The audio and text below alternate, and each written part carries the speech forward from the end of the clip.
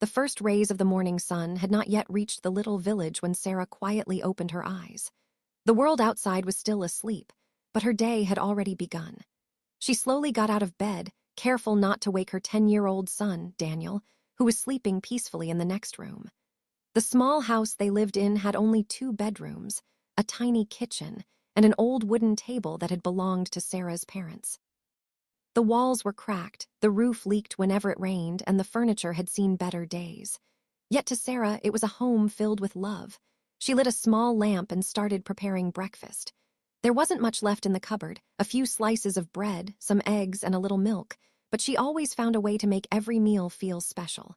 When Daniel woke up, he smiled. "Good morning, Mom." "Good morning, sweetheart," Sarah replied warmly. "Breakfast is ready." Daniel noticed that there was only 1 egg on the plate. "What about yours?" "I already ate before you woke up," Sarah answered with a smile. Daniel nodded, believing her. What he didn't know was that Sarah hadn't eaten anything since the previous afternoon. She wanted her son to have enough. After breakfast, Daniel grabbed his backpack. "I'm going to school." "Study hard," Sarah said. "I will. And remember." "Never give up," Daniel finished with a grin. She laughed. "Exactly." Sarah worked in a small bakery on the other side of town. Every morning she walked nearly an hour to get there because she couldn't afford the bus fare. The bakery owner, Mr. Harris, appreciated her honesty and hard work. "You never complain," he once told her. Sarah smiled. "When someone depends on you, complaining doesn't solve anything." Every evening, after finishing at the bakery, she cleaned 2 nearby offices. When she returned home, she still had laundry to wash, dinner to cook, and clothes to repair. She usually went to bed after midnight. Then she woke up again before sunrise. This routine continued every single day. Despite their financial struggles, Daniel was one of the happiest children in school. His teachers often praised him. "Daniel asks wonderful questions. He's one of our brightest students. He could become anything." Those words filled Sarah with hope. One afternoon, Daniel came home excited. "Mom." "What happened?" "Our teacher asked what we want to become." "And what did you say?" "I want to become a doctor." Sarah smiled. "A doctor?" "Yes. I want to help sick people. And—" he hesitated. "I want to make sure you never have to work this hard again." Sarah felt tears forming in her eyes. She hugged him tightly. "You already make me proud." Months passed. One cold winter morning, everything changed. The bakery closed. Mr. Harris gathered the workers. "I'm so sorry. I can't keep the business open anymore. I've tried everything." Everyone lost their jobs. Sarah walked home slowly that evening. She had only a few dollars left. No job, no savings, no idea what would happen next. But when she opened the front door, Daniel ran toward her. "Mom, guess what? I got the highest score in science." Sarah forced herself to smile. "That's wonderful." She refused to let her worries steal his happiness. Finding another job wasn't easy. Sarah knocked on every shop, restaurant, and factory in town. Most people gave her the same answer. "We're not hiring." Days turned into weeks. Money disappeared quickly. Soon they couldn't afford meat, then fruit. Eventually, they struggled to buy bread. Every night Sarah secretly reduced her own meals. Daniel never noticed, or so she thought. One evening, Daniel woke up thirsty. As he walked toward the kitchen, he saw his mother sitting alone in the darkness. She was drinking nothing but warm water. There was no food. She looked exhausted. Daniel quietly returned to bed without saying a word. The next morning he asked, "Mom." "Yes." "Did you really eat dinner yesterday?" Sarah smiled. "Of course." Daniel looked down. "You don't have to lie." Sarah froze. "I saw you." For several seconds, neither of them spoke. Then Daniel began to cry. "I'm sorry. I should help. I'll quit school. I can work." Sarah immediately shook her head. "No." "But—" "No. I won't allow it. We need money. We need your education even more." She gently held his shoulders. "Listen carefully. There are things people can steal. They can steal money. They can steal houses. They can steal jobs. But they can never steal your education.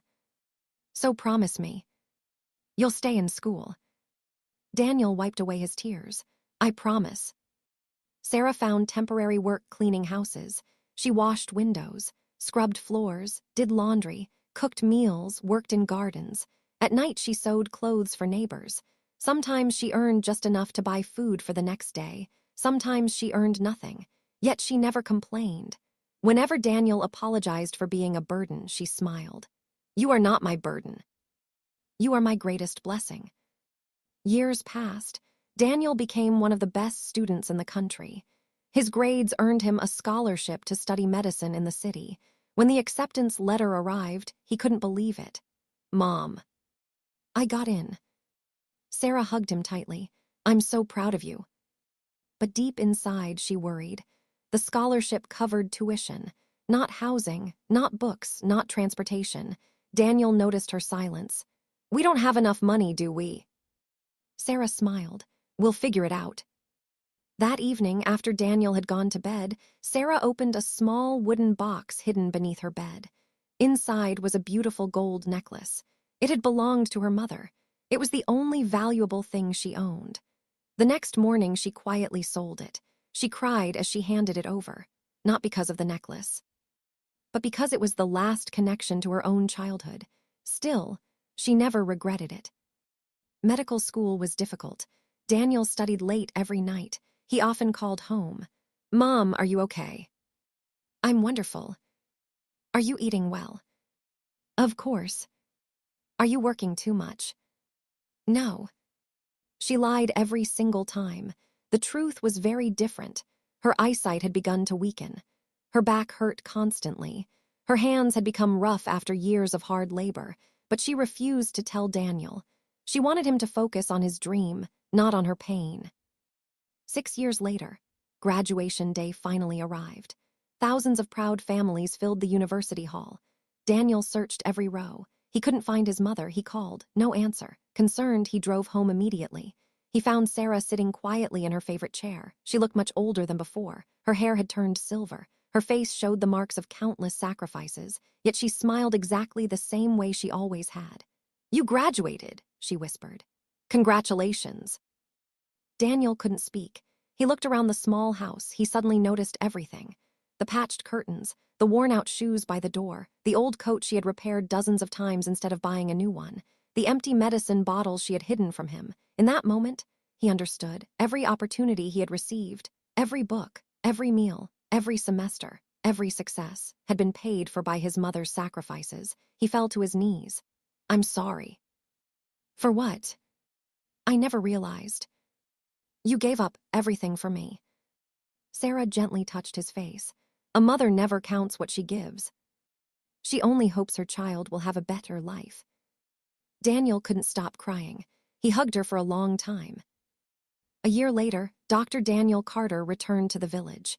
Instead of accepting a high-paying job in the city, he opened a medical clinic where he had grown up.